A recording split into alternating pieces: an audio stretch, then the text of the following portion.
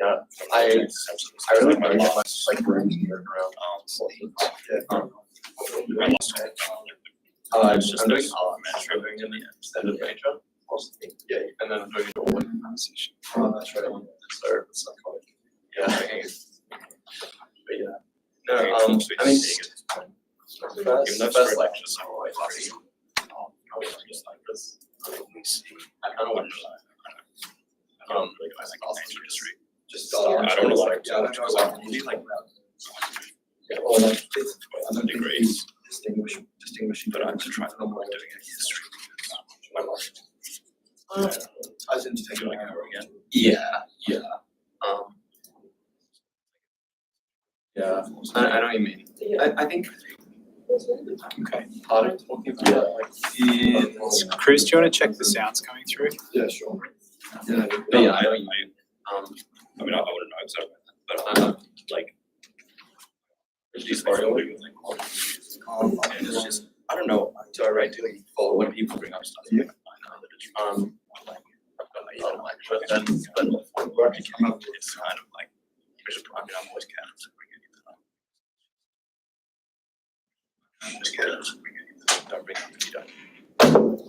and the cam's working. Lovely. So we're live, and I'm not. I stuff the sound up. Yeah, I was putting it on mute. Yeah, I saw the two different videos. So I'm just going to leave it on. So don't say any horrible thing. You have a go. I just don't want to have to restart the whole stream again. Sorry, I'll just cut it in the post-production. Yeah, he is. Is that all right? I'll cut it in the post-production. Yeah. I told him to use but Question. Tell those other people. is that a bit of a statue? Yeah. But I told him I was going to make it to a lecture, and he thought I meant this one, but I was saying the other one. Yeah. And then he was like, "You went at the lecture." I was like, "Yeah, I told you." Yeah, no, he says he's on his way.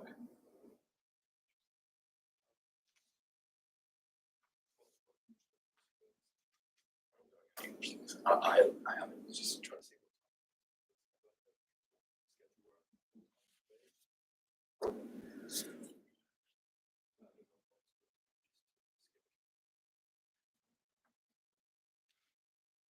Yeah.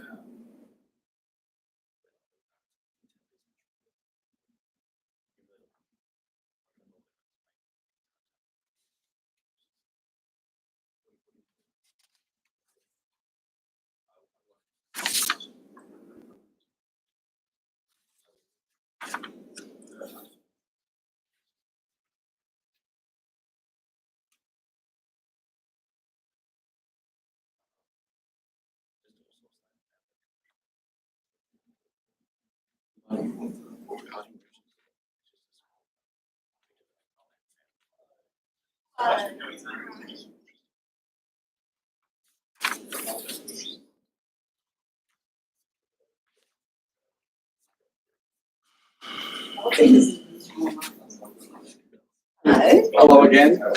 Oh, really? Oh, here it is. Just finished the key. So you said it's all going to come together today? You shared the same last time. You promised. No, next week. Have a look at Next week. Peter on It'll come his together. Okay, great. Thank you. Sorry, you sit there if you like. No. You need to be close because you'll be Oh, quiet. hopefully not. I doubt that we will. I doubt Wait it. until. Hang on. Yeah, no, wait. I think their clock's wrong. 6:30. Yeah. Exactly. Would that not be That's ridiculous. Yeah, internet accurate? that's not good. When you're on. Period is it? Surely not. Has everyone else got 6:30? I got 6:30. Right. Yeah, 6:30. So he was part of the sort of Right, same time as he.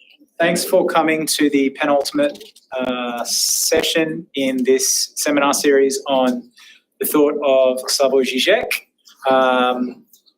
As always, just like to acknowledge the traditional owners of the land on which we meet, the Yagara and Turrbal people, acknowledge that learning has gone on these lands for many millennia. Tonight, Dr. Chris Boredom is presenting on Žižek in the ethics of the real. Let's welcome him. Okay, ethics of the real.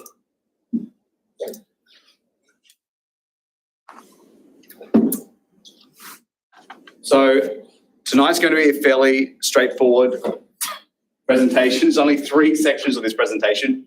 I'm going to try to outline briefly what Žižek means by the ethics of the real. Then I'm going to go into Kantian philosophy in a little bit more depth and look at how that underpins Žižek's idea of the ethics of the real. And then we'll go into Lacan and look at Lacan's paper on Kant and Sartre together and look at how that informs Žižek's philosophy. But I want to start by...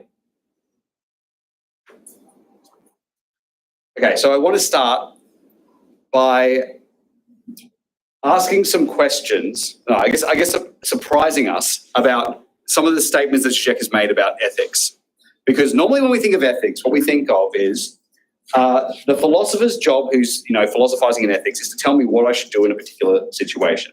It's to give me some rules or some guidelines by which I should live my life, so that if I'm ever put into a situation where what one should do in this situation is unclear, like the famous trolley problem, for instance, should I push the overweight person onto the track to stop the train, or should I let the train kill the most of the people? That's like a classic ethical dilemma. And normally we look to ethical philosophy to give us some guidelines as to how we should act in that instance. And that is not what Žižek does with ethics.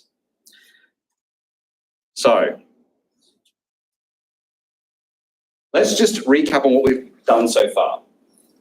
So far, one of the things we've learned in exploring Žižek's dialectical materialism is that the subject for Žižek is equated with the death drive. So the subject is that part of the human being which cannot be colonized or which is not reducible to any sort of symbolic or natural coordinates. It is, in a frightening way, autonomous. It is capable of an insistent, mindless repetition that persists for its own sake. So you've got that aspect that we've learned. Last week we looked at this idea that one of the key outcomes of dialectical materialism in a political sense is that there is no big other. So any attempt to appeal to some transcendent reality, whether it's a deity like a god, or natural law, like some idea of an overarching natural structure that exists for all time, any attempt to appeal to something that is absolute, that's out there, that is determining everything so that there's a complete reality, that's not real. There is no big other. That's what dialectical materialism means. It means that what is radically incomplete. And we know it's radically incomplete. Why? Because there is such a thing as subjectivity, which makes it incomplete. And I find this a freaky thought. You may not. You ask yourself this question: why is it that nature would have a being that can question what it should do? How is it that reality, or whatever is there, produces something that is unsure of its course of action in a particular context? What makes ethics possible in the first place? And there's basically 2 ways of answering that question. On one hand, and maybe that's false, so I'm just going to put this thought out there. On one hand, you have like the Deleuzian Spinozist solution, which is, or the Stoical solution, which is the way in which human beings should act is just to make themselves at one with what is there. That to be ethical means in some way imitating or being at one with I don't know what you want to call it, what being is, what the natural order is. Ethics is a type of being at one with the flow of what exists. In the Deleuzian sense, it would be something like, because what is there is this endless newness, then the ethics becomes to make oneself endlessly new, endlessly deterritorializing. And then there's this alternative, which I call like the Žižekian Badiouian alternative, which is something like this. The fact that ethics exists, the fact that you have these beings that can say what should I do, means that nature itself and reality itself is incomplete. So the very fact that the ethical dimension exists points to the fact that the human subject is out of joint with nature. It doesn't fit in with nature. If the human subject was just at one with nature, we wouldn't ask that question because we could just follow our intuitions. We just follow our instincts. And we'd never ask ourselves, why am I doing this? Because I'm just an animal following whatever nature says I should do. So the very fact that ethics exists means, so this is the paradoxical point, that will, and I'm going to explore this all the way through the lecture. For Žižek, the very fact that ethics exists is a sign that material reality is incomplete. The very fact that I can ask myself the question of what I should do in this situation means that there is no answer to the question of what I should do. Because if there was an answer to the question of what I should do, I'd have already done it. So Žižek's ethics is all about holding open the radicality of the fact that the subject means that what is there is incomplete. What ethics means is that there is no big other, and a genuine ethics means embracing the absence of the big other and meaning that only subject means completely owning that when you make that ethical decision, you've made that decision only on your own without a dependence on any big other. And this is the crazy point. It would mean that, you know how typically when you approach an ethical philosophy, it's like, and so if you're thinking of your basic introductory course of ethical philosophy, it'd be like, okay, here are your different theoretical frameworks. There's a utilitarian framework. There's a Kantian framework. There's an Aristotelian framework. And then you look at a situation like the trolley problem and you say, okay, how do these different frameworks answer the question of what one should do in different ways? Or we could think of, how does ethics function in our dominant society, where you have something, we have these strange things called ethical committees, and say there's a new thing comes about in in medical science or something, and people develop an ethics committee, and the job of the ethics committee is to decide what one should do in these situations. So that in that case, we're delegating the job of making ethical decisions to some authority. Both instances of ethical philosophy for Žižek would be a way of avoiding ethics. They're both a way of hiding from the fact that ethics is ultimately about the fact that there is no guarantee that that our decisions are going to be the correct one, because there's no big other to say that what we're doing is right or wrong. So I'm just going to keep going, and I'm going to keep coming back to this point. But ultimately, what we arrive at and where you need to get to is something like, we normally, when someone says being ethical, we think, oh, that means being a good person. You need to get to a point where you realize, no, meeting someone who is genuinely ethical would probably be something horrific. It would be something destabilizing. To meet someone who is making decisions no longer reliant on or no longer accountable to the symbolic structures of our reality or our world. That would be horrifying. That's where we need to get to. And that's the ethical. And then you're going to think straight away, but that's the opposite of ethical. And exactly that's what we need to challenge. Okay? So there's something generally paradoxical that we need to explore here. Okay, so let's start with an example of what Žižek says of an ethical act. And now I'm sorry if you haven't seen Star Wars Episode 3.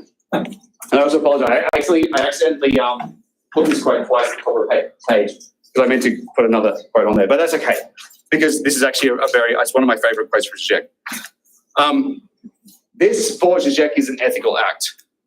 The moment in Star Wars Episode 3 where the evil, I don't want to say the evil Anakin Skywalker has an option. He's been outdone by Obi-Wan Kenobi, and he's standing on something over a lava lake, and Obi-Wan's like, look, you've lost the battle. Don't try to make this attack. I'll just destroy you. You've lost all advantage. Just give up. Like, it's over. And Anakin goes, no, I don't care. I'm just going for it. Remember, by this stage, he's killed a lot of he's killed children, hasn't he?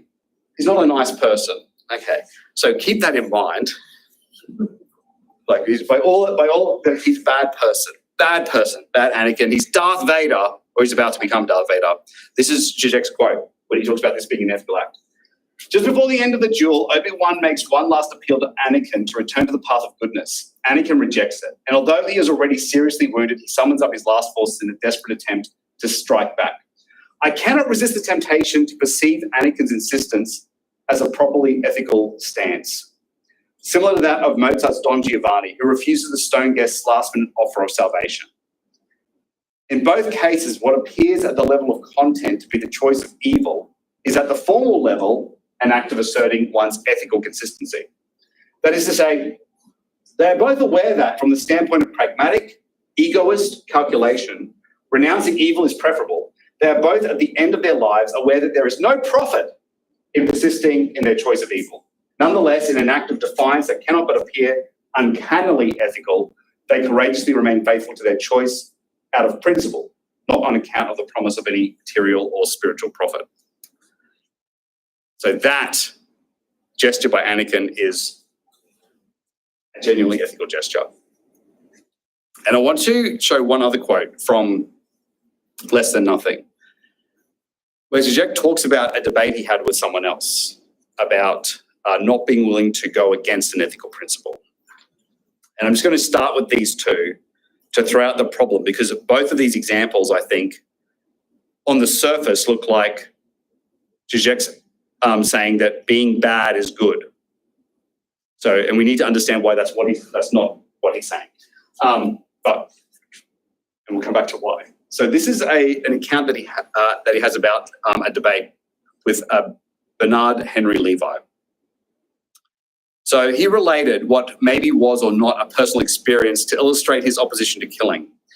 During the Bosnian War in the early 1990s, he had visited besieged Sarajevo, where he was taken to a frontline trench by an officer of the Bosnian government. From here, looking through the scope of a gun, he was able to see a Serb soldier on a nearby hill, occasionally shooting at civilians in the city. Looking at the soldier with his finger on the trigger, Levi was tempted to shoot, but he resisted. The injunction, "do not kill," is for him unconditional. To me, such a reaction was moralistic hypocrisy at its purest. Levi fully supported the Bosnian side on the conflict, as did I. There was no disagreement there. But his refusal to take the shot meant that while he would have expected a Bosnian soldier in the same position to pull the trigger, he wanted to keep his hands clean and leave the necessary dirty work to others.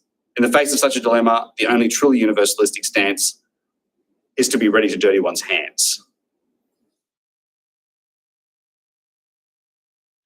So here you have someone making what is probably, appealing to what most of us would associate with the ultimate ethical injunction: do not kill another human being. And Žižek is like saying that is just moralistic hypocrisy. How does Žižek arrive at that position? Okay, that's what I'm hoping to answer that question by the end of the session. Okay, so here we go. So for Žižek's ethics, Kant is really important. So I'm going to do a quick, simple overview of Kantian ethics. And I'm going to also be going over what are some of the commonplace criticisms of Kantian ethics that most people would appeal to if they're criticizing Kant. So Kantian ethics also, and often they like to refer to as like the deontological version of ethics. To understand them, I think you have to understand the distinction between hypothetical and categorical imperatives. So a hypothetical imperative just involves causation related to some good I can bring about for myself.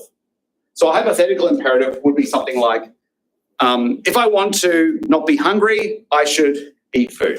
Or if I want to make friends with people, I should have a bath. Those sorts of things. Like these are just basic hypothetical things that if I do this, I can bring about some good for myself. But that has nothing to do with the ethical domain for Kant. For Kant, the ethical domain has to do with categorical imperatives. And these are absolute demands of reason. A categorical imperative only applies if in willing something to happen, I can will it to be a universal law. so that in doing something, and I can will that everyone would do exactly what I'm doing. So a famous example of the category, and by the way, if you defy the categorical imperative, you end up with contradiction. So the classic example, for instance, would be stealing. Let's say I want to steal something from you. I want to steal your phone. This should be really concrete. And so I want to, if I steal your phone though, and I want to make it a universal law that I steal your phone, that means everyone can steal everyone's phone.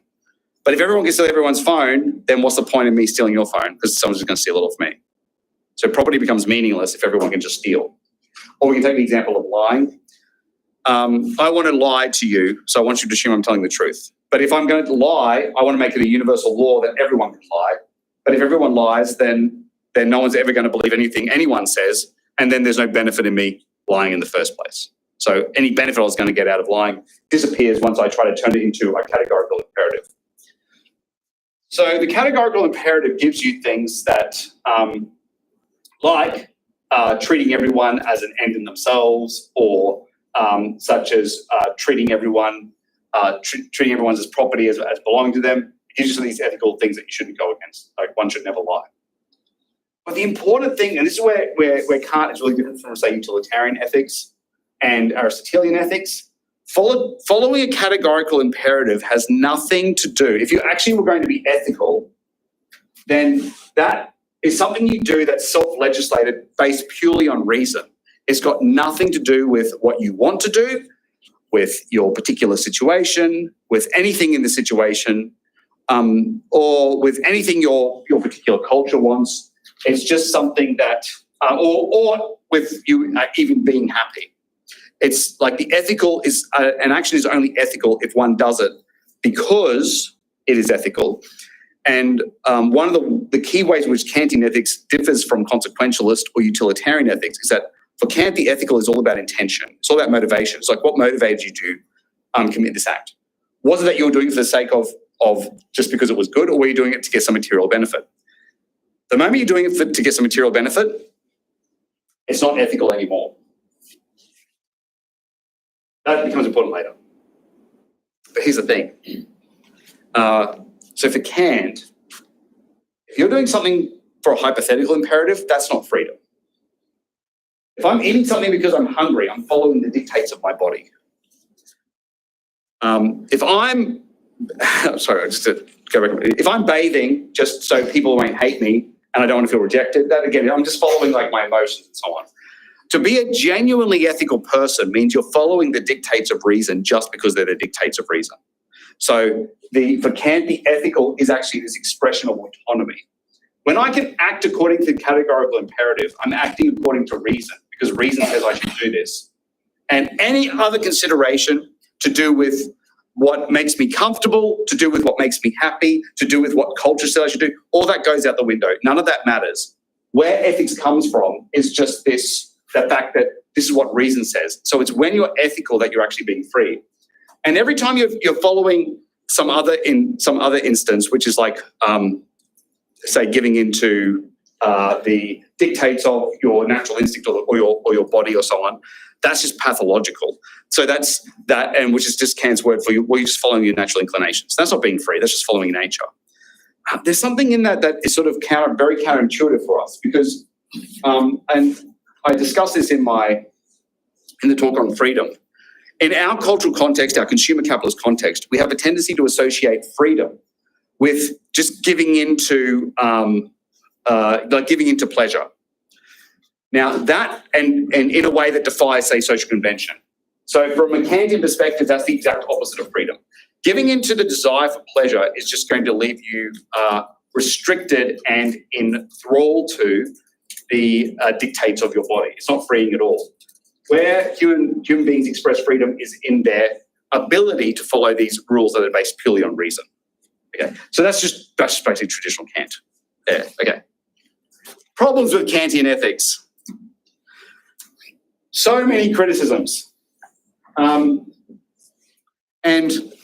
I was, before like last year when I really engaged in Hegel's phenomenology of spirit, I always thought it was interesting that when Žižek talks about ethics, often it's Answer Panchik, who we'll also be looking at, who wrote a book called The Ethics of the Real. It's always Kant. And I often thought, why doesn't he talk about Hegel? Because Hegel was critical of Kant's philosophy.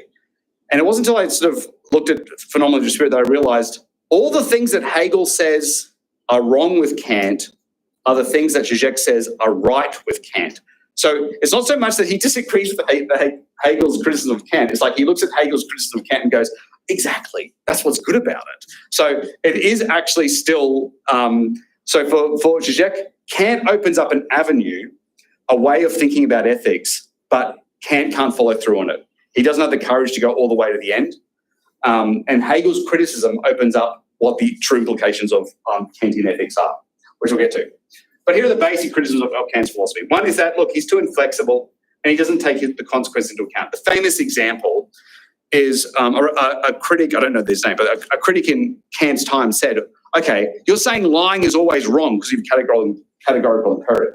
What if a murderer comes to my house and I'm hiding my friend? My friend is staying with me in my house. And the murderer says, I'm here, I've got an axe, I'm going to kill your friend. Are they here? And you tell the truth and go, yes, they are. Look, they're right there. And you doom your friend to death. Surely that's unethical. And Kant famously replied, he goes, no, even then you shouldn't lie. Even then lying is wrong. So that seems to be really inflexible. Like, surely you want to take the situation into account. Second, his ethics is treated as being too abstract. Like, when human beings actually make ethical decisions, our ethics comes from a very complicated and rich and I don't know, like multifaceted sources. Like part of it will be religious, part of it will just be, things our parents have told us, part of it will just be conventions that have grown up in particular communities. Like ethics, human ethics is more messy than that. You can't just reduce it to this one principle that's based purely on reason. Another thing is that it seems to take the heart out of human ethics. And this is where it's so different from, say, a philosopher like Hume. Like for Hume, ethics in the end, or our morality, is just basically a way of us saying, look, I feel bad about something and I feel really bad about something, so I'm going to make a rule about it. Like for Hume, we basically, we just naturally are instinctually, we don't like violence. So we see someone being murdered and we're like, oh, that makes me feel really bad. But instead of just going, but that emotional response makes us feel so bad, we go something like, you know what? It's not just that it's making me feel bad, it's that it really is bad. We should make a rule saying anyone who does that is just super bad. But really, those ethics are just an expression of human nature, human emotion. Whereas for Kant, that has nothing to do with ethics. Like for Kant, ethics is based purely on reason. But what it means is, for Kant, if you're in a situation where, say, I'm on a boat and it's sinking and I have a lifeboat there and I can choose between saving my wife and my child versus saving a complete stranger, for Kant, it's like, well, everyone counts. You can't just say, no, my wife and my child are more important to me because I'm a human being with emotional attachments. It's like, well, emotional they don't matter. You're talking about ethics here. We're not talking about these pathological considerations about who you're attached to. So that seems problematic as well. And the Hegelian critique is that it's just, look, in the end, it is just a purely formal thing. And Hegel's famous response is that imagine that if you're going to say, for instance, have a categorical imperative against stealing, that only works in a society that assumes that having property itself isn't a form of stealing. So that you first have to have a society where there is a concept of property for that categorical imperative against stealing to even come about. But why can't I have a society that believes that having property is wrong? If I have that, then the categorical imperative seems to change. So because it's this purely formal rule, which is basically, can you make it universalizable? And if you can, then it's a categorical imperative. And if you can't, then it's not.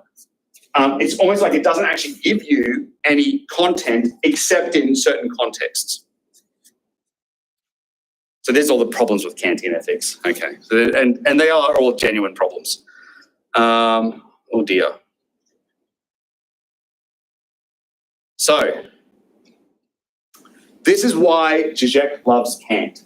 And I wanted to sort of paint a really quick picture of what the ethics of the real is, then look at more detail into Kant, and then look at the Lacanian response to Kant. And then hopefully by the end we'll be able to answer the question of why Žižek seems to endorse things that are on the surface unethical as ethical. So for Žižek, the key takeaway for him is that Žižek is this philosopher of absolute freedom. So his key takeaway is that the ethical subject in the Kantian system is just completely undetermined by their natural self. That, and by the way, in Kantian ethics, Kant himself sort of admitted that it looks like the purely ethical act is impossible. So let's say I do a purely ethical act. Let's say, I don't know, what's an ethical act? Like, I do something incredibly noble. Oh, for instance, and this is an example that Kant uses himself. Like let's say that the king wants to get rid of like one of his advisors, and the king comes to me and says, listen, if you lie and you tell me and you confess to everyone that he's a traitor and help me execute him, then I'll reward you. So I'm being told to lie to benefit myself, it would benefit me, and it would also benefit the king who's in power. And at that point in time, I can choose to have some ethical integrity and say, no, I'm not going to lie. I'm not going to give in to that temptation. I'm going to tell the truth, and I'm not going to condemn an innocent man to death just so you can have power and I can have money. Now, let's say I do the right thing, and I lose my job, and I'm poor, and now I'm living somewhere I don't have any money, and I'm sad, and someone comes to me and they say, look, it looks like on the surface that, yeah, what you did was an ethical act, but can you really be sure? I mean, weren't you really doing it for pathological reasons? Weren't you actually really doing it so that you could have a good reputation? Or weren't you really doing it so you could write a book about the experiences and then sell that book and make a lot of money? And maybe I do write a book about it and do actually sell a lot of copies and do make a lot of money. And now I end up actually benefiting from my ethical action. And for Kant, you could never be sure. There's something about the ethical act for Kant that's actually impossible. Because anytime someone does something that's genuinely ethical, and I mean, in our own society, it's like, you give this money to charity. It's like, yeah, you're doing that. And that looks like this ethical action. But is it ethical or is it just self-interested? Are you just doing that to make yourself look good? In which case, it is actually all just about self-benefit. But for Žižek, the idea that someone could make this action that is not determined by any sort of natural coordinates, that's the point. It's like I can choose something and make this decision, and it's not based on anything to do with nature or my nature or the coordinates of my society. And as I start talking, you'll probably start to realize, oh, wait, this sounds like the death drive. And yeah, exactly. Just keep that in mind. So in Kantian ethics, the subject self-legislates. And this is the important thing.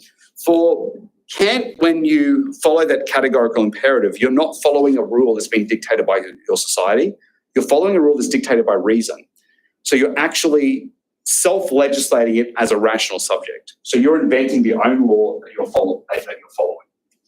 So this is what Žižek says about Kant. Kant is the philosopher of freedom. With him, the deadlock of freedom emerges.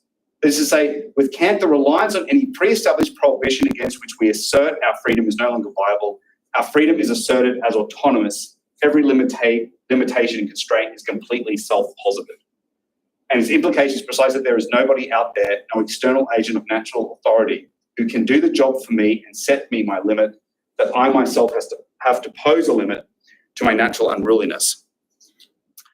And that becomes the key to what makes Kant so important for Žižek in terms of his ethics. It's that in Kant, for Žižek, the subject is self-legislating what their necessity should be, and they're not appealing to any other source of authority, any other, nothing supernatural, nothing, or any even terrestrial authority. It's like it's only themselves where they're getting that idea of what is right. It's like this absolute autonomy. So, and remember we looked at last week, we looked at that, what are the consequences of Žižek's dialectical materialism? That everything's not all. That the existence of the subject means that what is there is incomplete. And one of the political consequence of that is that there is no big other. So you can't appeal to anything outside of any transcendent authority to guarantee the legitimacy of any choice or any reality that you have. And then now the same applies in the ethics, right? And this is Žižek on Lacanian ethics. The harshness of Lacanian ethics lies in its demand that we thoroughly relinquish this reference to the big other. And its further wager is that not only does this renunciation not plunge us into ethical insecurity or relativism, or even sap the very fundamentals of ethical activity, but that renouncing the guarantee of some big other is the very condition of a truly autonomous ethics. And so on the first thing for the ethics of the real is just this. The truly ethical subject does not appeal to any other figure to give their action legitimacy. So it's this acting that does not rely on anything else to grant its legitimacy as being right or wrong. It renounces the guarantee of a big other. It's truly autonomous. So that's the potential, and that's what you get if you take sort of Kantian ethics and you take it to its end. But what you don't get is what you don't get is a lovely list of rules that one should follow. Yes, okay, let's keep going. So I want to talk about Badiou for an instant, because when I was looking at how Žižek frames ethics, both Žižek and Badiou are very critical of the I guess the common sense way in which our society approaches the idea of ethics. So I want to talk about Badiou's book on ethics, which is brilliant. And I want to link that to then some comments that Žižek makes, just criticizing some dominant approaches to ethics to help begin to unpack what we mean by an ethics of the real. So Badiou says that our basic dominant ethical frame today is this idea of human rights. And according to that ethic, evil is just synonymous with you violating human rights. And being good means humanitarian actions that help victims of human rights. And the ethical comes up when someone's violated human rights. Okay, that's all fairly commonsensical. And I think most people would say, yeah, that is basically how ethics is framed in our dominant culture. So for Badiou, the key problem with this ethical framework is that goodness is a really passive thing. That goodness only is activated if someone's already impinging upon human rights in some way. So that the frame of human rights frames like the human being as this animal that can be harmed in particular ways. And the good is just about intervening to prevent harm. It's not about developing any sort of positive project. And so in that frame, any sort of living out of an ethical commitment to a certain moral or political absolute is going to be looked at as really suspect.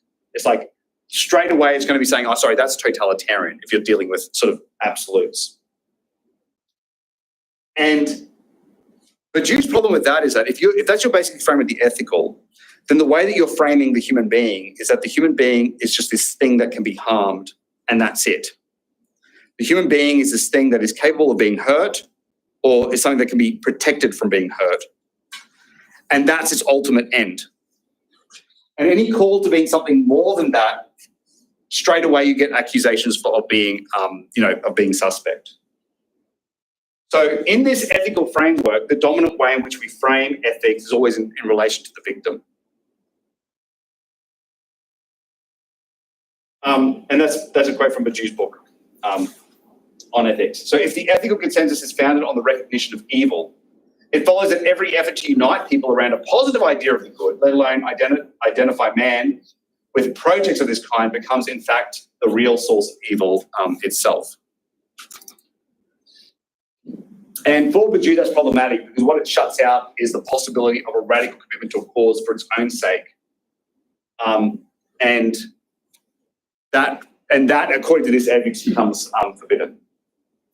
To forbid him to imagine the good, to devote his collective powers to it, to work towards the realization of unknown possibilities, to think of what might be in terms that break radically with what is quite simply to forbid him humanity as such.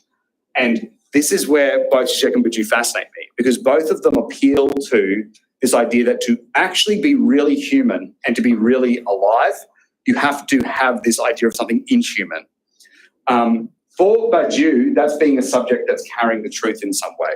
And Badiou uses quite religious language here. Like it means like being able to carry a truth. And for Badiou, that's like living in like he even uses the word like eternal life. And for Žižek, that's being a subject of the death drive. This being a subject of this inhuman persistence or attaching to something for its own sake. That's indifferent to symbolic or ontic coordinates of its situation. And you can see how both Žižek and Bourdieu are against then this, I guess, what you call a postmodern relativist ethics that ultimately encourages an endless play. But they're also going to be against a conservative ethics that appeals to some really existing big other to guarantee a something that's right or that's wrong. Yes. One way I like thinking of Žižekian ethics is that if you have like postmodern relativism on one hand, which is whatever you think is right or wrong, that's what's right or wrong, and you have on the other hand, you have a conservative ethics of no, we need to get back to some traditional way of thinking right or wrong to protect ourselves from this crazy postmodern relativism. Žižekian ethics avoids both extremes. It says that it's definitely not relativistic. It like what's right or wrong is following through on necessity. It's not something that you just feel according to your inclinations. In fact, that's completely complicit with consumer capitalism. But it also says if you're conservative, well, you're just appealing to a really existing big other, and that's not ethical either. That's like that's denying ethics. It's shutting down the possibility of ethics because you're saying that I don't need to choose. I don't need to decide what's right and wrong. I've got a big other to decide that for me. Whether it's some tradition, whether it's like you appeal to the Bible or you appeal to your nation, whatever it is, or you just say, oh, my culture, that's appealing to some big other, which is again covering over the fact that no, you have to choose. So Žižekian ethics steers between the Scylla of like postmodern relativism and the Charybdis of conservative traditionalism in terms of like the two ways of avoiding this model of ethics. And both of them avoid ethics. One avoids ethics by appealing to a big other. The other avoids ethics by turning the human animal into this thing that's purely about pathological pleasures and doesn't take the idea of the good seriously. That being good means being able to be committed to something absolute and following that through to the end. Okay. So, and that's exactly this point. So Stepancic and Žižek, this is mostly Stepancic, they talk about the way in which we generally frame ethics is actually a way of avoiding ethics, in fact. It's a way of avoiding the fact that we have this capacity to decide in ways that aren't determined by, and I'm going to keep using these words, by cultural or natural coordinates, by symbolic or ontic coordinates. So the current saturation of the field by ethical dilemmas, bioethics, environmental ethics, cultural ethics, medical ethics, is strictly correlative to the repression of ethics. That is, to an incapacity to think ethics in this dimension of the real. An incapacity to conceive of ethics other than simply a set of restrictions intended to prevent greater evil. It's a fascinating thought, but Stepancic's idea is that the very way in which we tend to frame ethics, even in philosophy courses, is we say, oh, look, here's a trolley problem. You can allow the trolley to keep going on this track and kill 5 people, or you can intervene and make the trolley go to this track and only kill 1 person. What should one do? Let's look at different ethical frames we could apply to this and look at how these different decisions are made. That very act is treating ethics as if you can develop a series of rules or laws guaranteed by some other that will answer the question for you. So that very way of appealing to ethics as rule making is avoiding ethics, because the ethics of the real means there are no rules. That's what ethics means. Ethics means that you can't appeal to anyone else. Ethics comes about because there is an incompleteness in reality, which means a subject can emerge that can ask itself a question of, should I disturb reality as it is? Okay. And this is another quote by Stepancic from Ethics of the Real. So an ethics of the real is not an ethics orientated towards the real, but an attempt to rethink ethics by recognizing and acknowledging the dimension of the real in the Lacanian sense of the term as it is already operative in ethics. And remember, the ethics of the real as simple terminology is just what we can't symbolize or understand. The term ethics is often taken to refer to a set of norms which restrict or bridle our desires, which aim to keep our conduct free of excess. Yet this understanding of ethics fails to acknowledge that ethics is by nature excessive, that excess is a component of ethics, which cannot simply be eliminated without ethics losing all meaning. And could we just go back to the ethics example? What makes that act ethical is its excess. Or we can think of Antigone and her her willingness to be buried with her brother in defiance of the law set by the king.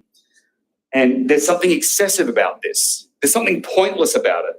Like you're not achieving anything. You're not going to change anything, and yet you're sticking to it anyway.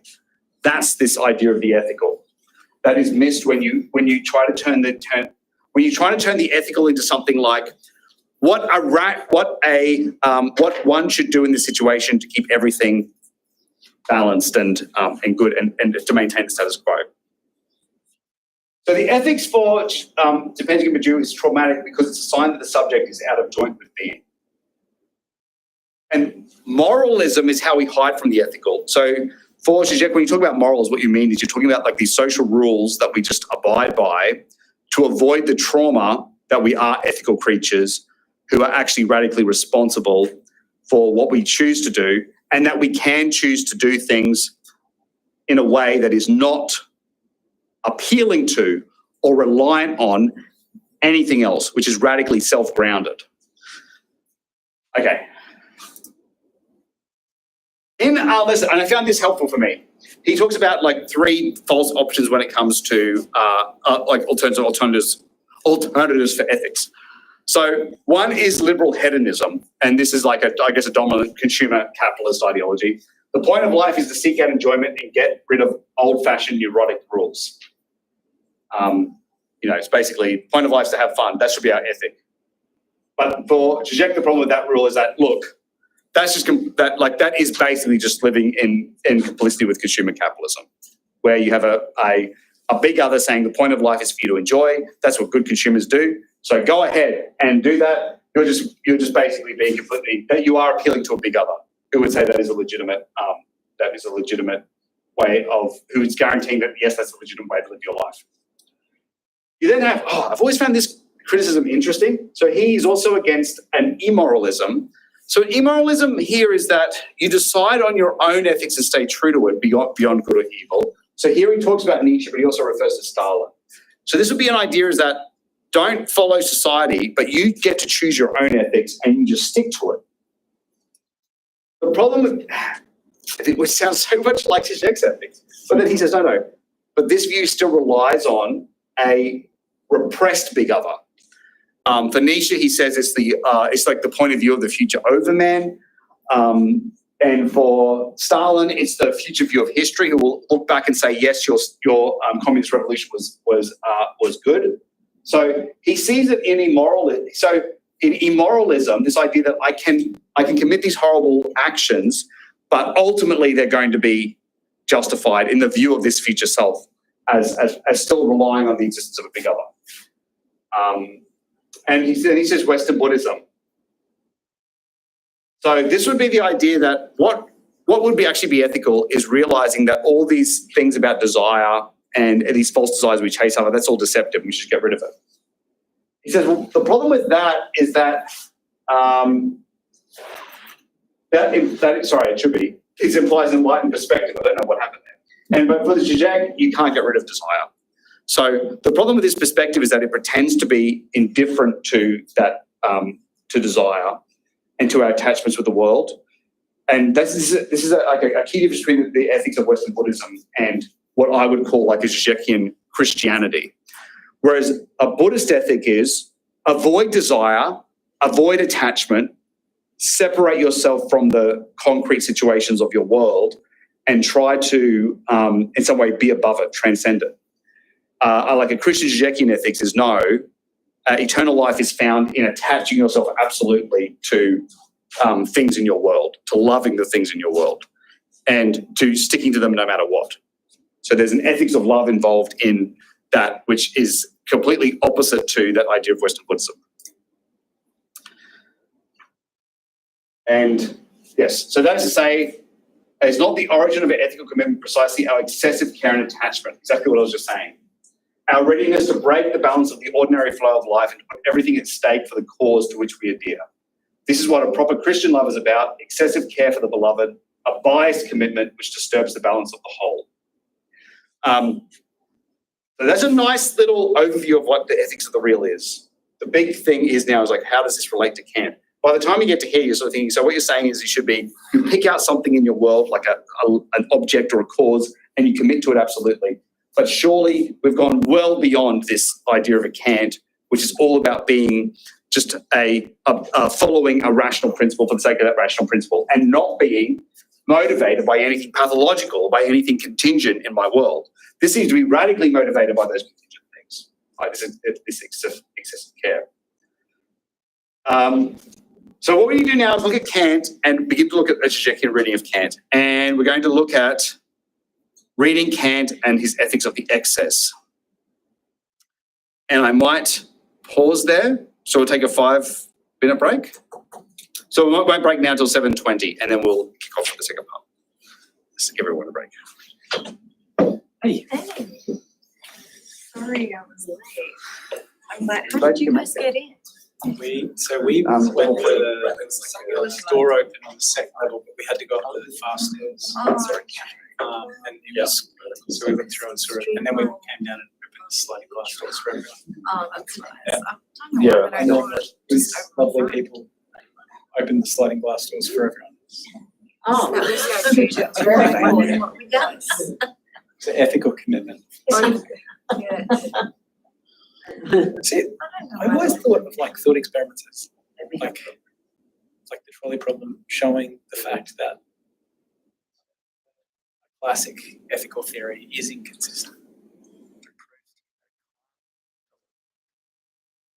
I know that That's people how you use it teach to, it, I yeah, guess. it depends on how you use it, doesn't it? Depends on how you use it.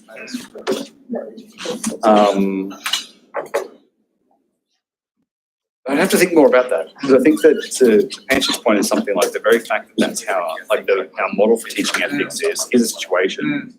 Now let's look at these different ways of solving it.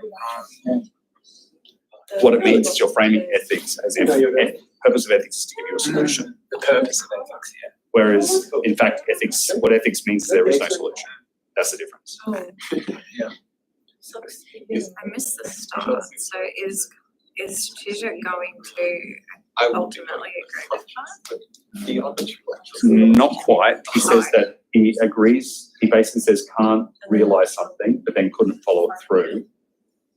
Classic Kant. Sorry? It's classic Mine's Kant. Sort of Kant, hiding you just Can't follow Yeah. through. Yeah. And so he says that like Kant basically opens up the space for radical freedom, but then retreats from the full, And the way that he's going to do it is like, because Kant came with the idea of diabolism. So you know how you have the idea of like being good means you follow something just for its own sake, like no motivations that would benefit you as an individual. So it comes with this idea of diabolical evil, which should be the same. It's like you just evil for its own sake. Like that, but he says that's not possible. Kant says it's not possible. It's like Why? not exactly? It's like, and so ultimately, Kant's ethics opened up a space where the person who's being diabolically evil and perfectly good are the same thing. Yeah. But he couldn't admit that. In ancient. Yeah, I'm trying to match. So if a diabolically evil person said, okay, I'm following the categorical imperative and I decide I do want everyone to lie. I'm okay with that. I will. Which is another So version. is that It's also part of like you still Hegelian, follow? Hegel's critique of Kant is that even if you say this is categorical imperative and you point that breaking it means contradicting yourself, it's like, well, but what's wrong with contradicting yourself? Yeah, Why there's not nothing embrace that actually says you can't. Yeah, So you're already sort of obviously putting this thing as like, oh, it's just bad to be unreasonable. Yeah, well, why? If I want to be a leader. Why not? Why can't it be unreasonable? Yeah, And that's Hegel. that's so cool. I've never heard of that critique of Kant. I really like it. All of Hegel's, like Hegel has another critique of Kant, which are just amazing. Yeah. But I don't know if you were when I said it, I was really confused why Žižek never talked about Hegel in respect to his ethics. Yeah.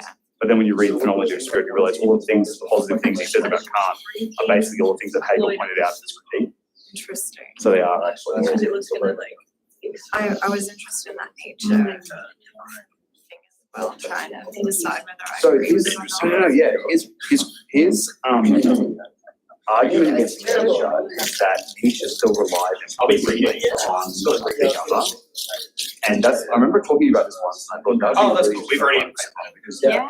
I don't think this does, I think it's really problematic to say that. I know, like, I think it's really problematic to say that Nisha does rely on a bigger. Or is that a real fancy?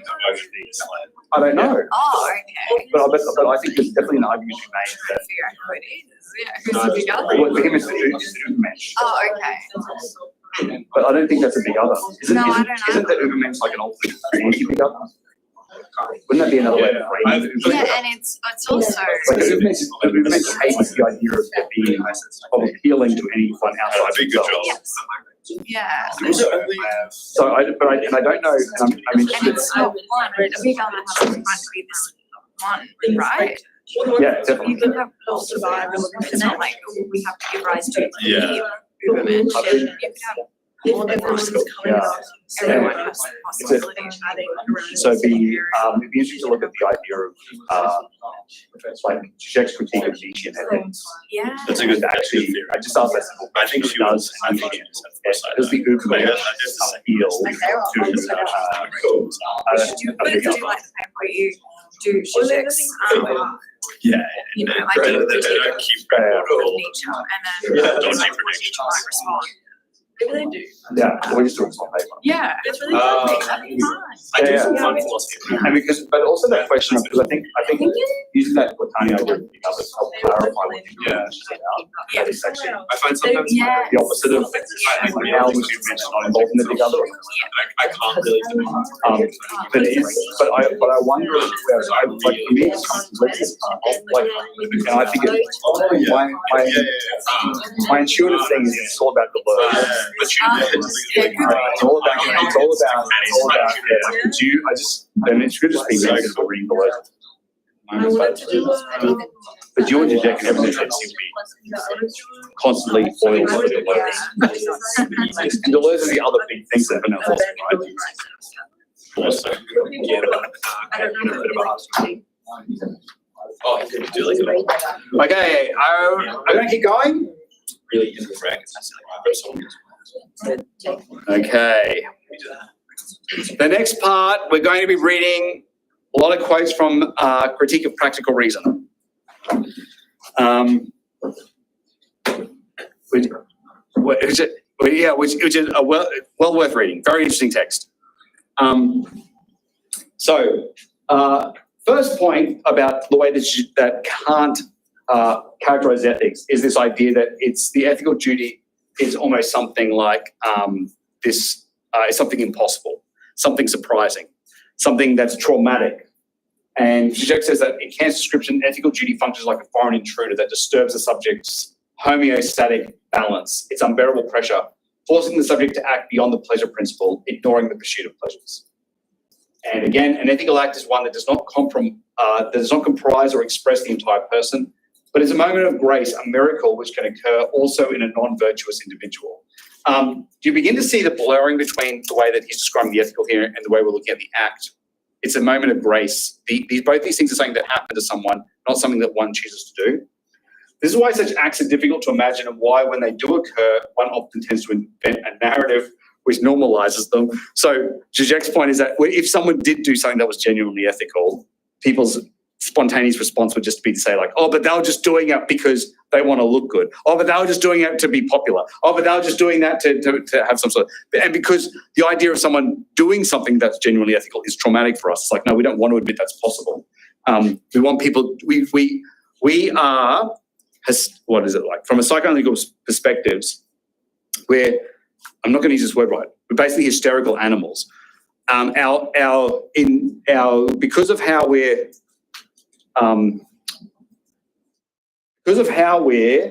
I don't know how to word this, put into the symbolic order, the way in which we're inducted in the symbolic order, our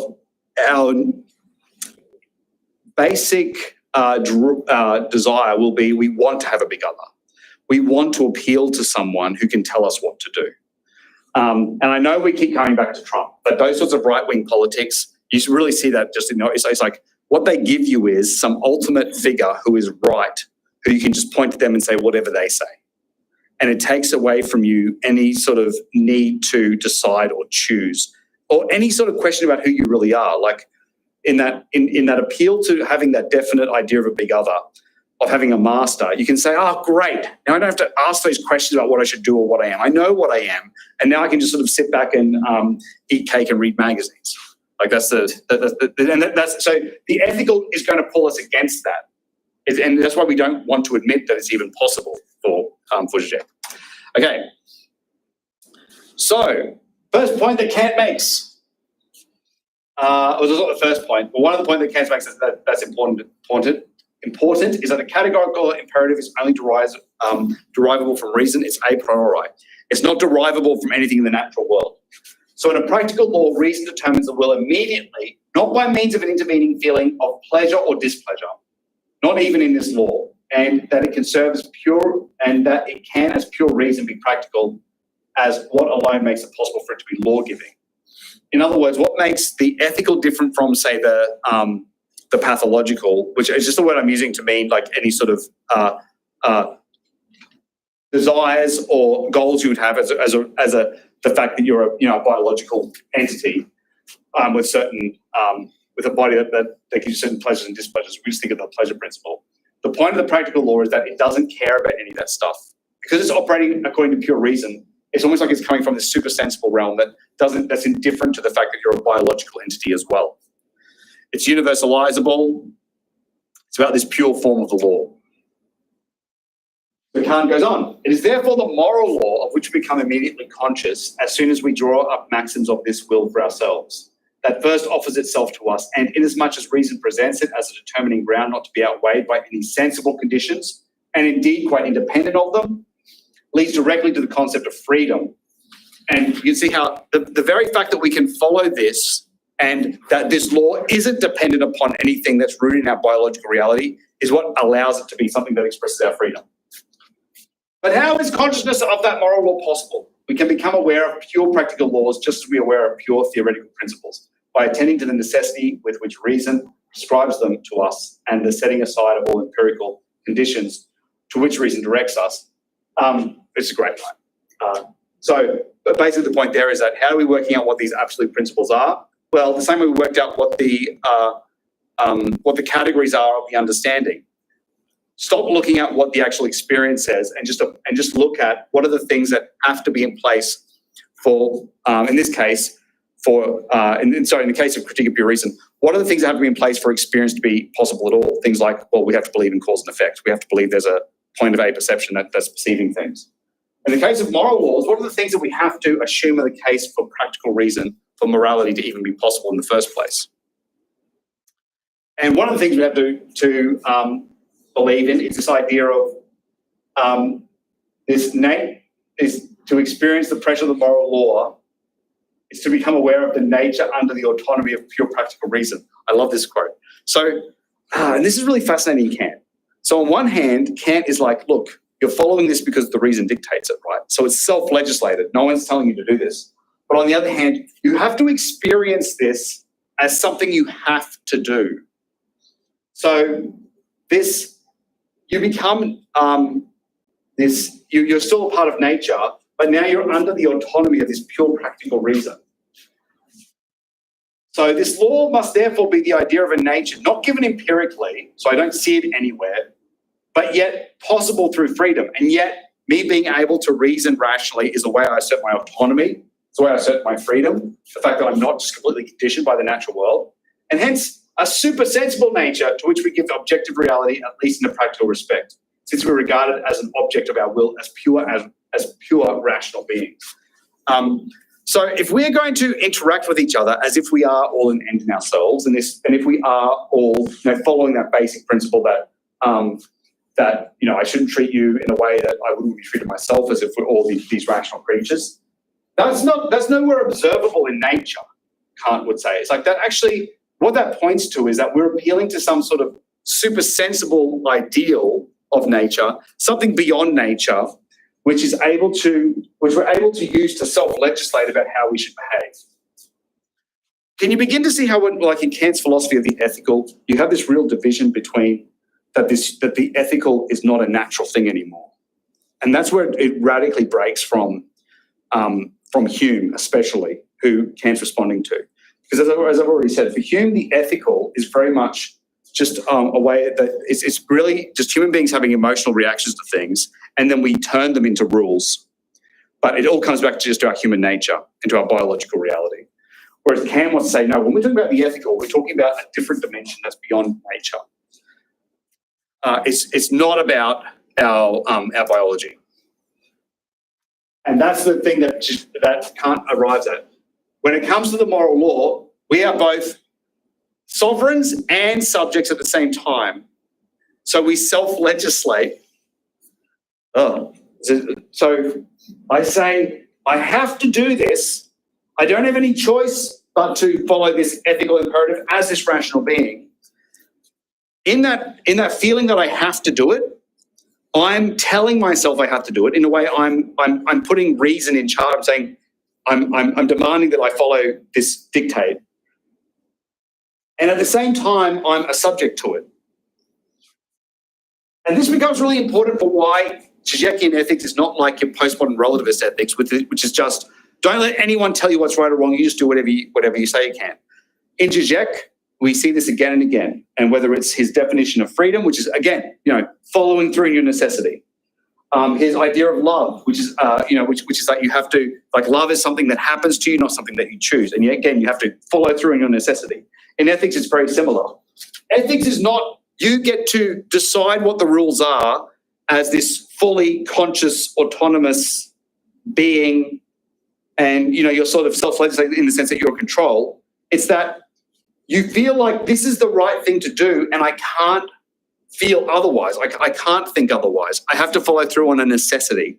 And again, we come back to that point that the ethical or love or a genuine political commitment or freedom, in all cases, you're following through on a necessity, something that you can't but do otherwise. Not something you choose, but something that chooses you. So the moral law strikes down self-conceit. This is, again, Kant. So it's great. So even though you'd think, I'm this rational being, I'm self-legislating, I'm not a part of nature anymore. It's like, no, but you don't get the sense that, this makes me great and powerful. It's the opposite. It's that, no, you're actually pathetic. You're nothing. You're not good enough.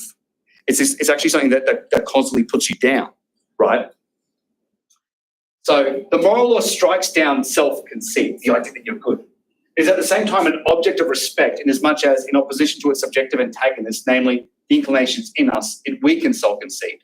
And in as much as it even strikes down self-conceit, that is, humiliates it, it is an object of the greatest respect, and so to the ground of a positive feeling that is not of empirical origin and is cognized a priori. And his point again being there, the fact that we have this respect for this moral law, the fact that when it comes to the ethical dimension, we feel like we have to follow through on these things, that it's at once something that humiliates us, but again, something that we also elevates in terms of something that we feel respect for. So we are indeed law-giving members of a kingdom of morals possible through freedom and represented to us by practical reason for our respect. But we are at the same time subjects in it, not its sovereign. And to fail to recognise our inferior position as created and to deny from self-conceit the authority of the holy law is already to defect from it in spirit. So the two key insights from Kant. One is that the ethical is something inhuman, excessive, and unnatural at the core of the rational subject. It's something that's beyond nature. It's even something, and it's something we can't understand from a theoretical perspective. So it's something, if you look at the world through the lens of scientific naturalism, you're not going to see it anywhere. This inhuman core is the capacity for the subject to act freely in a way that transcends any considerations for egoistic pleasure or displeasure. It's beyond the pleasure principle. And it involves a manifestation of a dimension in the subject beyond what is predictable or sensible or perceivable. And the other key takeaway is that Kantian ethics then is not really about outcome. So it's not about whether your action does good in the world or not, whether it benefits you or not. It's not even about whether it benefits other people or not. It's just about what motivates it.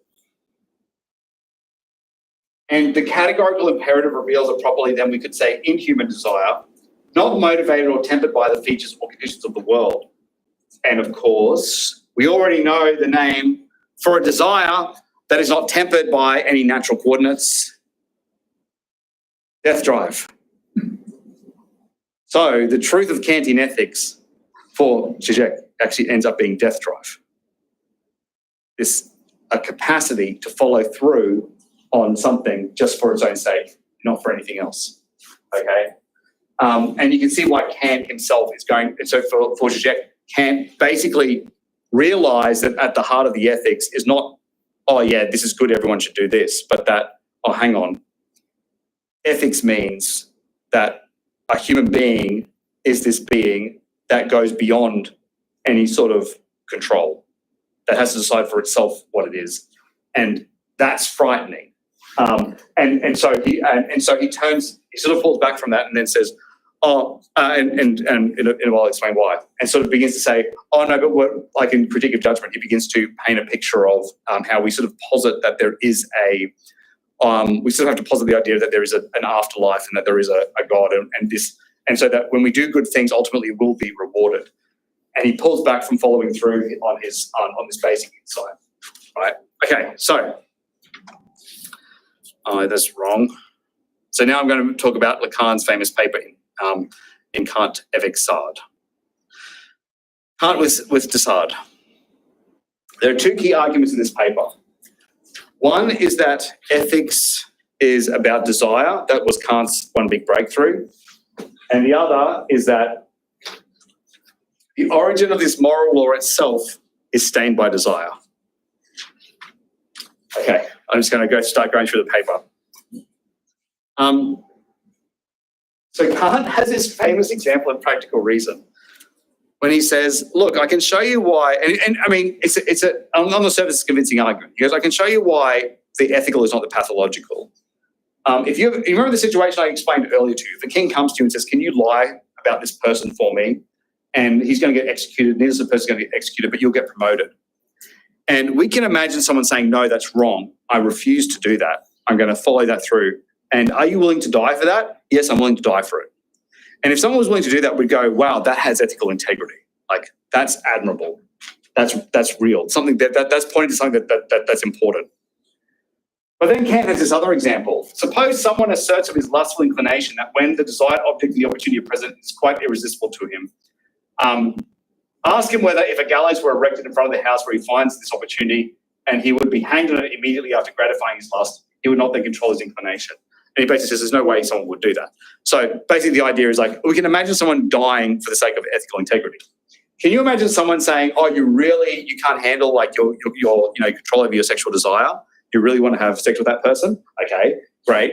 You can go have sex with them, but straight afterwards, we're going to kill you. Are you willing to do that for the sake of life and death?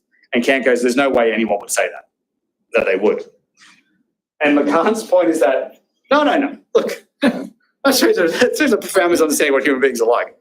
Not only would there be people who would do that, but there'd be people who that would be an added incentive. It's like you're saying that if I have sex with that person, I get killed. It's like they just became a hell of a lot hotter. Like that's just really that's spurred on my desire. It hasn't defeated it. So for Lacan, his point is that this idea that you have that you have this in a way a pure ethical desire and this other desire, this pathological desire that doesn't have that ethical dimension. For Lacan, it's like, no, they actually both have this dimension. They both have this dimension of death drive. Absolutely, there would be people who would say, yes, I'm willing to die for that. And that's my absolute. So what Lacan identifies, and I basically already said it, in Kant's idea of this ethics that defies natural coordinates that's just the name of the death drive, which for another word for that in Lacan is jouissance. That's a willingness to stick to something for its own sake, and no matter what the consequences, indifferent to any sort of rules or any sort of limitations. And this is Evans talking about this part of Lacan avec Sade. So by distinguishing pleasure and jouissance in terms of Kantian ethics, Lacan also clarifies the nature of the death drive. What is it that allows someone to disregard the normal rational calculations of pleasure and pain and thus become capable of a truly ethical act? Is it not precisely the fact that the pleasure principle does not hold universal sway? In other words, Lacan's point is that it is precisely the existence of the death drive, the beyond of the pleasure principle, which makes the ethical zone possible. So when you find that ethical, then we shouldn't be surprised here, right? So because we've already looked at, okay, dialectical materialism, the subject is what incompletes reality. It's what can't be reducible to any sort of natural coordinates. We looked at how then that leads to the drive and how the subject becomes this idea of the drive. So the subject can be this thing that persists in its end that can't be controlled by anything. We looked at then how that frames this idea of freedom. So freedom is following through your necessity. So almost where something chooses you and you can own that and follow through on that, and it's just for its own sake. It's self-grounded in a way.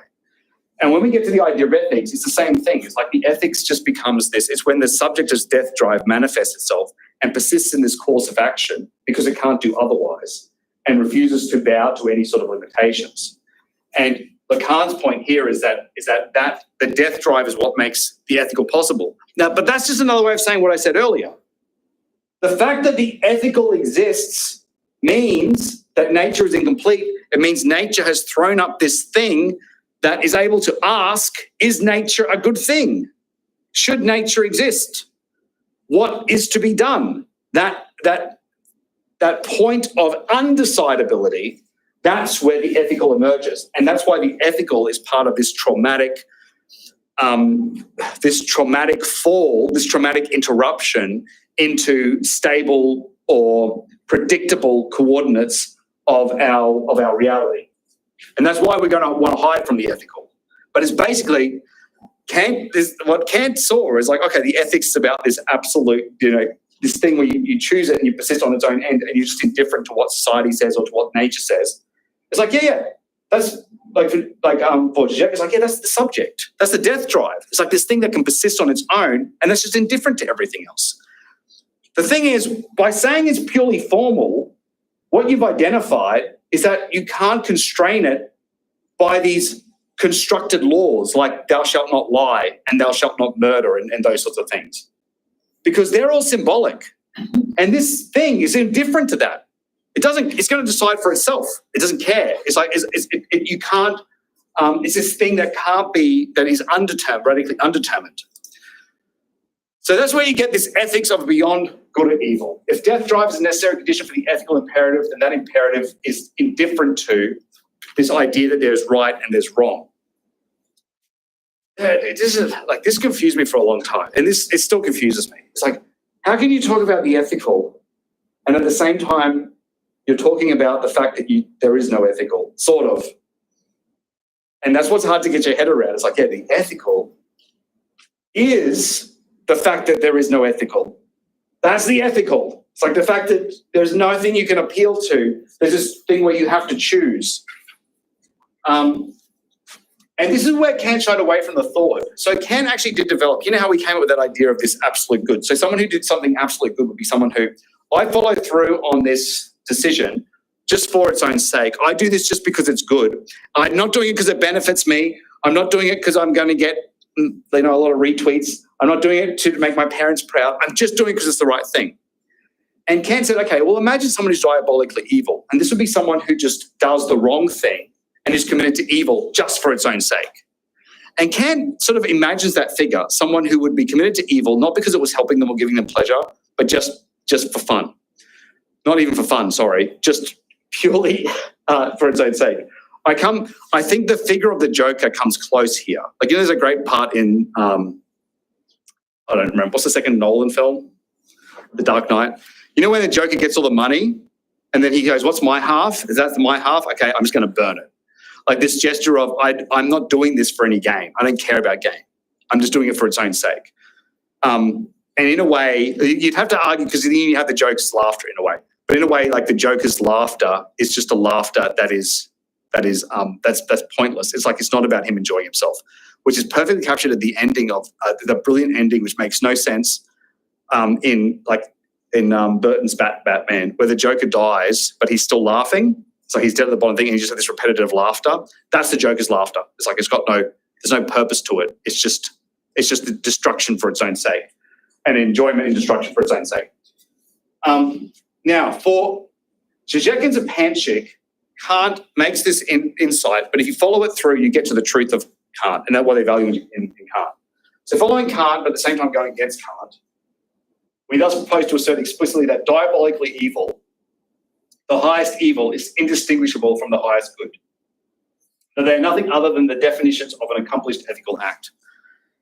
And so for them, it's like that ultimately what Kant realizes but doesn't push through to is that to be absolutely indifferent to everything would just be a point where diabolically evil, as Kant describes it, and the highest good, as Kant describes it, would just be exactly the same thing. It's an act that's indifferent to everything else. In other words, the level of the structure of the ethical act, the difference between good and evil does not exist. At this level, evil is formally indistinguished from good. And Žižek sort of goes further and says, if you define evil as the initial gesture of breaking the balance of nature, then evil always comes first. The very fact that there's a subject to begin with, not even that. The very fact that there's an ethical dimension to begin with means that evil's already happened. And that any ideas we have of an ethical subject that follows from that, like is a result of the fortunate fall. Evil comes first. If you define evil in that way. Oops, wrong way. Sorry, it says we begin by choosing evil. More precisely, every true beginning is a radical break with the past is by definition evil, from which the good can emerge only afterwards in the space opened up by evil. And Zupančič calls this the evil that belongs to the very structure of the act, to the fact that the latter always implies a transgression, a change to what is. And that's the ultimate end. Like the truth of the Kantian ethical subject is the death drive. So now let's talk about Sard. Okay, so for Sard, what Kant misses is the split between enunciated content and position of enunciation. So Sard parodies Kant's categorical imperative. This is quoted in the Creed that of Kant avec Sard, which is where, and this is what Sard writes. I have the right to enjoy your body, and I will exercise this right without any limit to the capriciousness of the exactions I may wish to satiate with your body. And I mean, obviously that's not if someone says that to you, that's not really universalizable.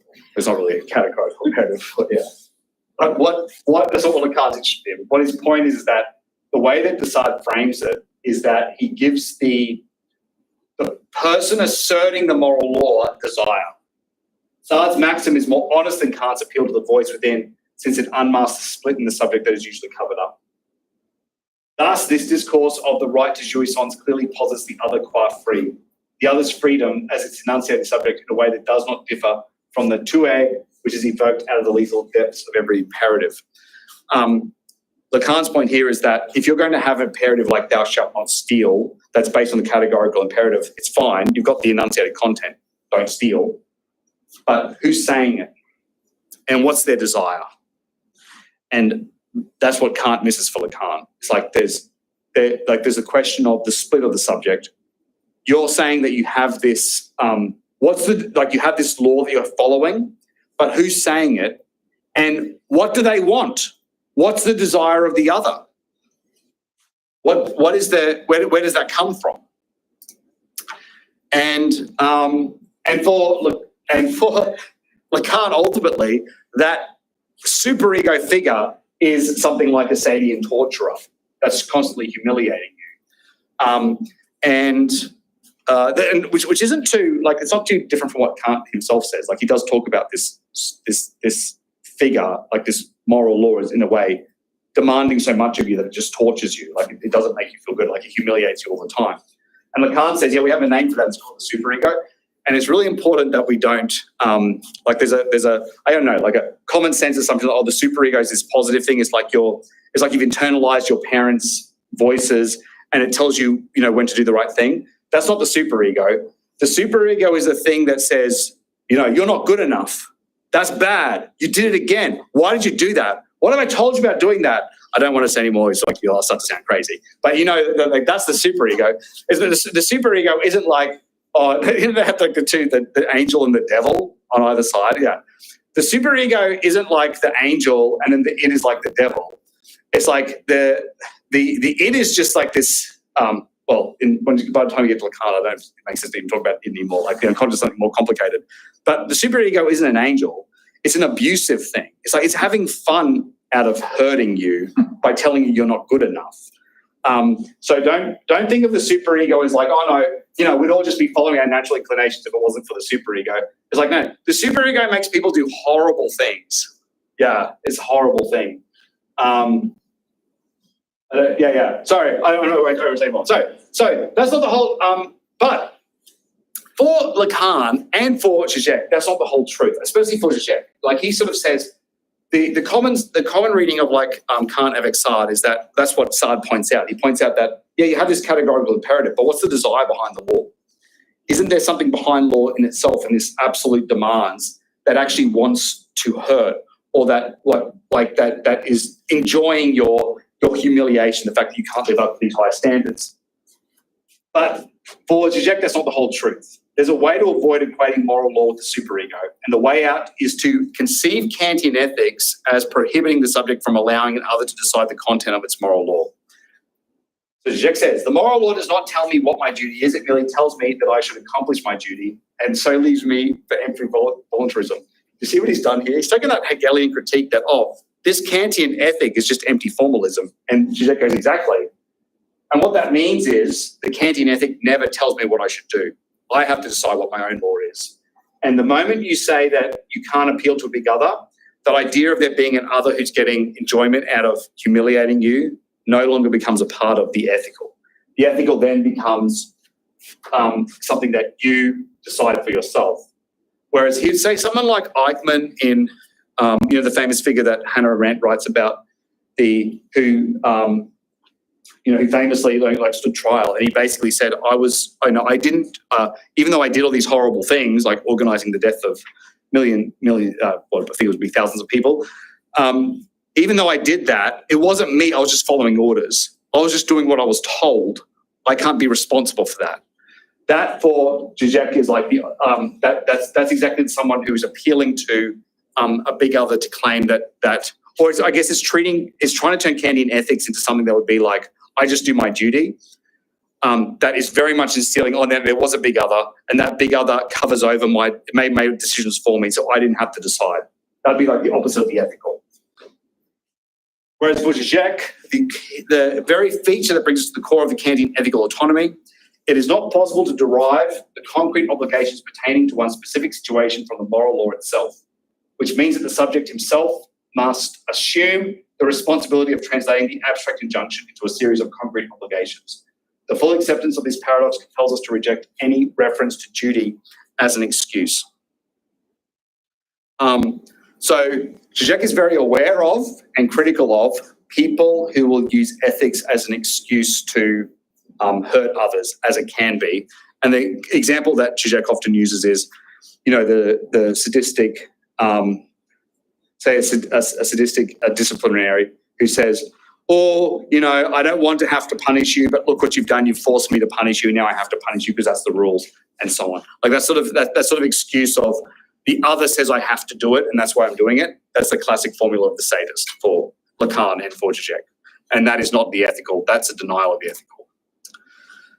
But again, we come back to this thing that the law is this retroactive effect. So it's not that, this is hard. Okay, so, and this is again, remembering, this is where there's the steering between the two options of postmodern relativism and conservative traditionalism in terms of your ethics. Whereas typically they're opposed to each other.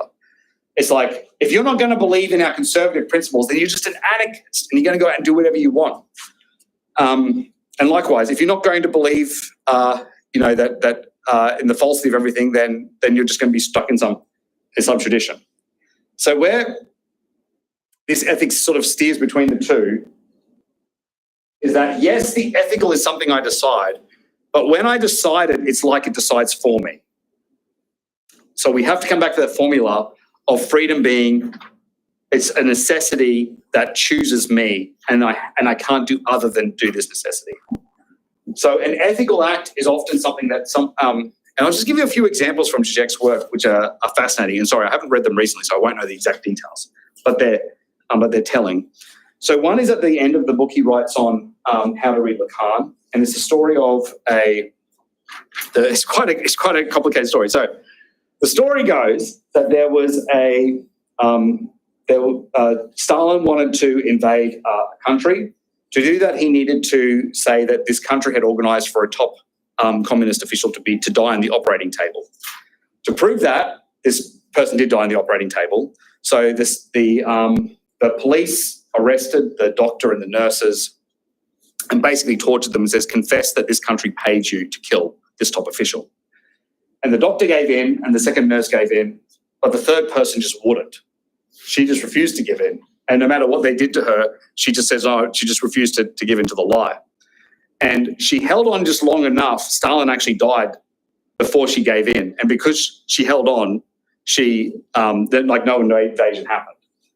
And the fascinating thing is that anyone who met this woman said there was nothing remarkable about her. There was nothing in her that you would say, oh, wow, you're never going to be able to break her. But she just refused to. And the other story, I'm sorry that I'm going to be so inexact with details. I should have researched these more, so I wouldn't be. But even if they're false, they sort of make the point that Žižek wants to make. The other example is the story of apparently there was, during the Cuban Missile Crisis, you probably know more about this than I do, yeah, there was actually an instance where a Russian submarine was going to fire nuclear weapons on America, but one of the people who had to give their consent in the submarine just refused, even though it was pretty sure that they had orders to. It was just this radical thing of no, I'm not doing that, no matter what. And as a result, possibly save the world. So that's what, these are points of this insistent sticking to something. And in both instances, it's like this person is overcome by something. It's not that they're doing it, oh yeah, I like being tortured, I just enjoy this. Maybe she will, probably not. But it's almost like, no, I can't do anything otherwise. It's like, this is just wrong, and I'm sticking to this no matter what you do. In doing so, revealing this dimension of I'm not bowing to any sort of pressure from anyone or anything that you can read. In his latest book, Žižek has this other example. I'd love to see this film. It sounds absolutely crazy. So the film he talks about is about the rapture. So it's about this woman who she's like. So first she's living this really like a really dysfunctional lifestyle. Like she's on drugs, partying all the time, and then she finds this like a Christian cult, and she becomes a member of this cult. And this cult is preaching the end times are coming, and they're going to come at a particular time. And she takes her. I'm going to get these details wrong, but she basically takes her. Something happens to her husband. I think he dies. So she takes her daughter out to the desert, and they're waiting for the second coming to occur. And a police officer gets involved and feels like the child's in danger. And so he goes out to pick up the daughter. But the daughter and the mother by then have decided, we want to go and be with father, so we're just going to kill ourselves. She kills the daughter, but she doesn't have the courage to kill herself. And then the police officer turns up and says, this is terrible. No, I can't believe you've done this. And says, I'm taking you back. And you sort of think it's going to be a movie about someone who's gone crazy. But then as the police officer driving her back, the second coming actually happens. And with apparently all these cinematic effects. So there's horsemen in the air and there's trumpets and and people are being pulled up into heaven. And then this woman is, but it ends with her, then this police officer being taken in front of the throne of God. And God says to him, okay, no, do you renounce your sins? You get an option to go into heaven. The police officer's like, yes, absolutely. Heaven I go. And off he goes. And then the daughter and the husband appeal to this woman and say, do you want to go into heaven? And she just says, no, I don't. I refuse to. But her reasoning is basically I can't believe in a God who would put me through this. What are you doing? What is this? What is this strange theatrics? Why have you tortured me like this? I don't care if I'm tortured forever. I'm not agreeing with this. So, and again, Žižek says that's this idea of the dimension of the ethical. What a crazy movie, though. We should organise a viewing of it because it just sounds absolutely insane. Yeah. Anyway, sorry. Yes, and this is the where sort of Žižek would put like Lacan and Kant coming together. So it's at this. So the subject does not know what the law wants, and it is at this point that we can situate the convergence of an encounter between Kant and Lacan. The law is the law of the unknown. It's a fundamental proposition in any ethics worthy of the name, which means that when the subject decides on following through on a law, they have decided the law. Because there is no law, there is ultimately no law. So I think I pointed that out. It's not relativism or voluntarism. It's not that anything goes, but it's also not that you get to choose it. It's that it chooses you. So the law is subjected to an ethical imperative. Although it decides the content of the law, this content is experienced as having an absolute necessity. If the law is constituted as the law only in the act of the subject, and the subject supplements the law with some part of himself, it should be stressed that this part of himself is not recognised by the subject as such. One should say rather that the point of the encounter between the law and the subject is an extement to both. Extement is a really useful word to capture when something is completely outside of you and completely absolute to you as well. So a classic example would just be the example of love. The experience of love is on one hand, it's like when you absolutely love someone, it's like, oh, this is absolutely the core of who I am. But at the same time, the cause of that love seems to be something completely outside of you, something you can't control. It's extement. So it's an intimate thing that's experienced as an external something that's insisting separate from you. So here's Žižek's take on Kant and Sartre. One should turn around the commonplace reading of Kant avec Sartre, according to which the Sadian perversion is the truth of Kant, more radical than Kant, that it draws out the consequences Kant himself did not have the courage to confront. It is not in this sense that Sartre is the truth of Kant. On the contrary, the Sardian perversion emerges as the result of the Kantian compromise, of Kant's avoiding the consequences of his breakthrough. Sartre is the symptom of Kant. While it is true that Kant retreated from drawing all the consequences of his ethical revolution, the space for the figure of Sartre is opened up by the compromise of Kant, by his unwillingness to go to the end, to retain the full fidelity to his philosophical breakthrough. Far from being simply and directly the truth of Kant, Sartre is the symptom of how Kant betrayed the truth of his own discovery. The obscene Sadian jouisseur is a stigma bearing witness to Kant's ethical compromise. The apparent radicality of this figure, the willingness of the Sadian hero to go to the end in his will to enjoy, is a mask of its exact opposite. In other words, the true horror is not a Sadian orgy, but the real core of the Kantian ethic itself. To paraphrase Brecht yet again, Brecht, who said, what's the crime of robbing a bank compared to the crime of establishing a bank? Yeah. He says, one is the miserable evil of a Sadian group orgy in comparison to the diabolical evil that pertains to the pure ethical act. So you can see how for the point of Kant avec Sartre for Žižek is not just that, behind this categorical imperative, there's this horrible superego voice of desire that wants to hurt you. It's rather that this Sardian figure of someone who's willing to go to the end in terms of enjoyment is rather boring compared to the actual ethical figure that's proposed by this by the Kantian ethic when you follow it through to the end, which is a figure who's willing to insist on their ethical integrity indifferent to absolutely anything else, just for its own sake.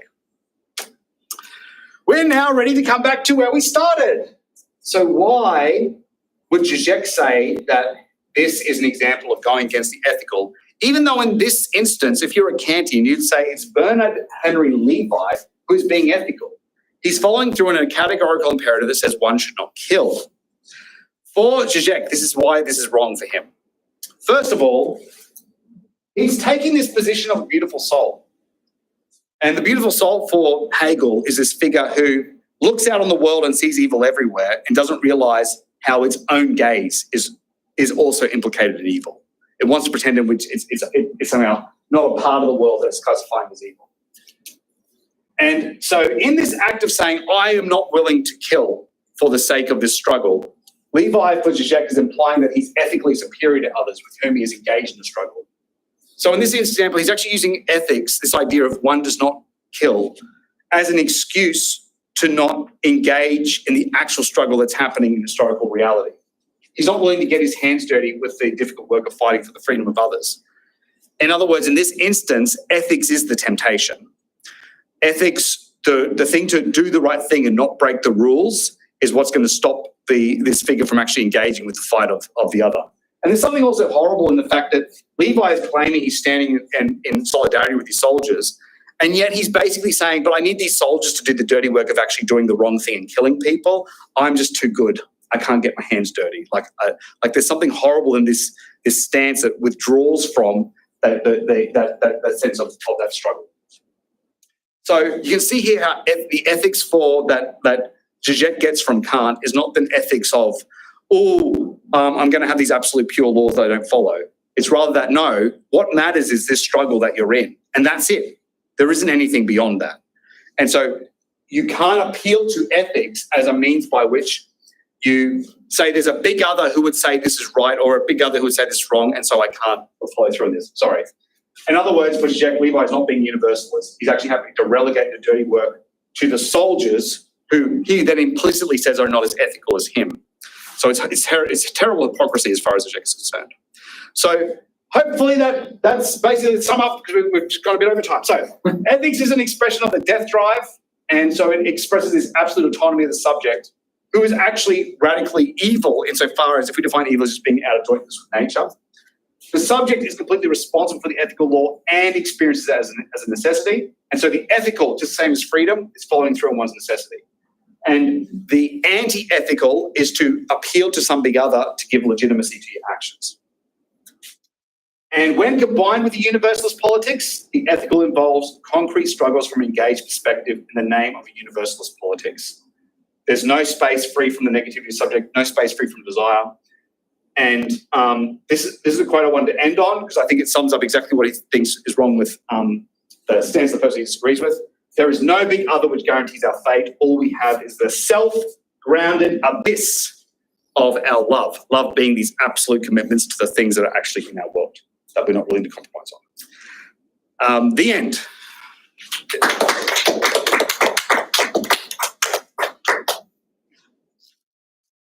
And I'm going to end stream.